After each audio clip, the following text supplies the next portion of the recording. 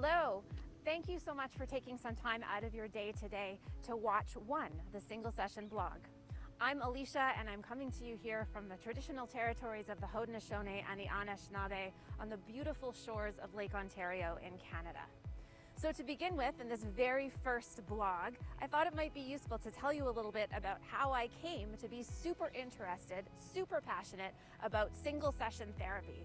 A lot of you might be like, single session therapy? What is that? Why in the world would somebody ever want to actually talk about that bi-weekly on a blog? So here's why.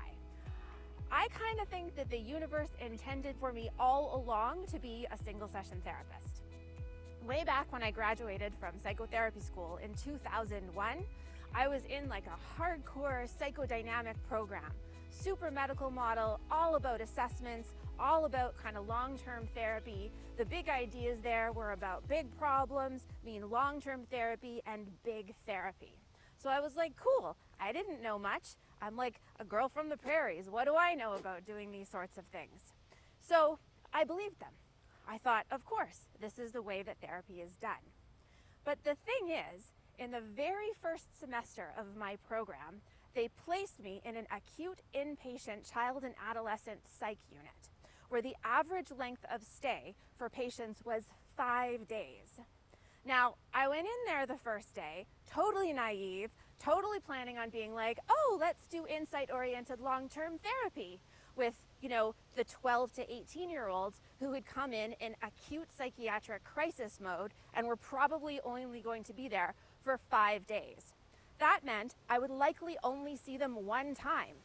So after like the first week, I went back to my supervisors and my professors, and it was a good program. And I was like, what the heck am I supposed to do with these people?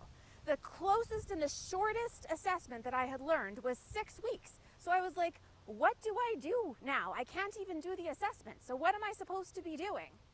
And I remember my professor saying, yeah, Alicia, it's tough. You just gotta do your best.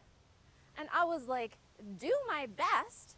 I did not enter this field to do my best. I entered this field because I actually wanted to make a difference in the lives of people who I was coming into contact with. And I realized early on, even from that very beginning, that there was something funny happening with the system and something funny kind of happening with the education that we were all receiving as mental health professionals. Because there was an assumption, of course, embedded in all of the models and all of the learning that people were going to come back, that people had the capacity to come back, that people had the resources to come back. And so whatever you did in that initial session was the starting point for a series of subsequent sessions that could last an indefinite period of time.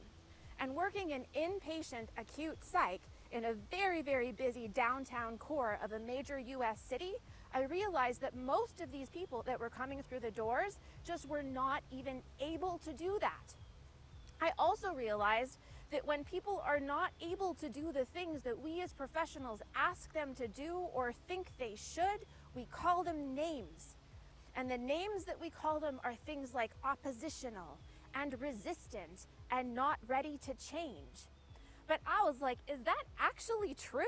Because to me, those people are not actually any of those things. They're just in a really, really tough spot and are unable to do the things that we think as professionals they should to be able to manage and move on with their lives. So I think in looking back in retrospect that that's kind of how this journey started. Now since then, I moved back to Ontario. I was going to school in the US and I moved back to Ontario. And this thing happened around 2010, 2011 called the Mental Health Walk-In Clinic. Now here in Ontario, we happen to be the epicenter of the mental health walk-in clinics of the world. There's more mental health walk-in clinics in Ontario than anywhere else. And I happen to be working in a job where we were part of that movement. Now that's what really got me excited, because all of a sudden I realized that there was a systemic process in place to account for people who maybe weren't able to come back week after week after week, but still wanted support. So that's what this blog is about. I'm so excited to be able to share my passion for this model. We're going to get into everything related to it. We'll talk clinically, we'll talk some philosophy, we'll talk some belief systems, we'll talk about systemic change in general, and I cannot wait. So thank you so much for taking the time today, and we'll see you in 2 weeks.